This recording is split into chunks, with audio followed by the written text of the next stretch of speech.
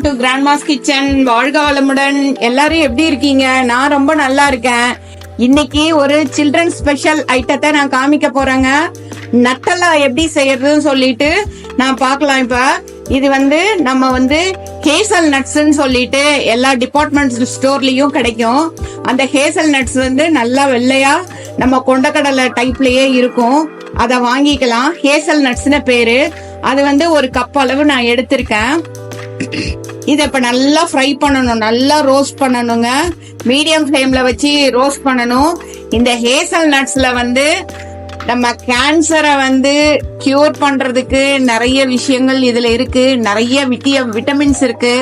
அது இல்லாம இது சரியான நார்சத்து உள்ள பொருள். நம்ம கடையில டின்ல வாங்கி அதுல நிறைய ப்ரிசர்வேட்டிவ்ஸ் எல்லாம் போட்டிருப்பாங்க. அதெல்லாம் யூஸ் பண்ணாம நம்ம வீட்லயே எப்படி சிம்பிளா ரொம்ப ஈஸியா ரொம்ப நேரம் எடுத்துக்காது இது செய்யறதுன்னு சொல்லிட்டு நான் உங்களுக்கு காமிக்கிறேன். அது மட்டும் இல்லாம இந்த ஹேசல் நட்ஸ்ல நிறைய விட்டமின்ஸ், மினரல்ஸ், அது இல்லாம ஃபைபர் எல்லாமே இருக்கு. பி காம்ப்ளெக்ஸ் கூட இதுல இருக்கு. குழந்தைங்களுக்கு கொடுக்கறதுல ஒண்ணுமே தப்பில்ல. இது ரொம்ப நல்லது. இது எப்படி செய்யறதுன்னு பார்க்கலாம் வாங்க. இதை நம்ம அடுப்புல போட்டு நல்லா ஃப்ரை பண்ணியாச்சா, இதை மிக்சியில போட்டு நல்லா எவ்வளவு மேக்சிமம் முடியுமோ அவ்வளோ பவுடர் பண்ணிக்கலாம்.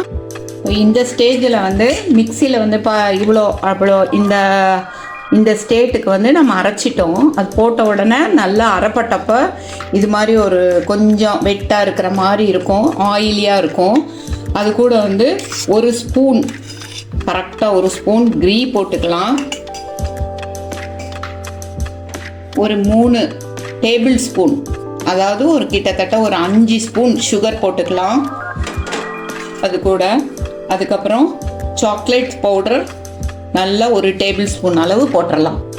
போட்டுட்டு இதை மிக்சியில் திருப்பி நல்லா மிக்ஸ் ஆகிற மாதிரி, கிரைண்ட் ஆகிற மாதிரி பேஸ்டாட்டம் பண்ணி கொண்டு வந்துடலாம்.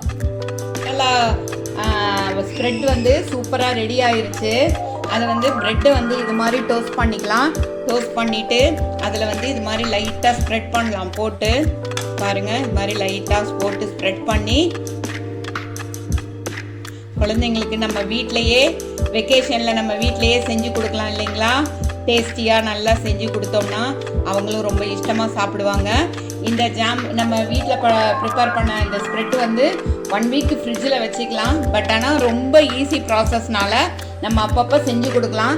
அதுக்கு மேலே இன்னொரு டோஸ்ட் பண்ண ப்ரெட்டை வச்சிடலாம். தேங்க்ஸ் ஃபார் வாட்சிங் அவர் கிராண்ட்மாஸ் கிச்சன்.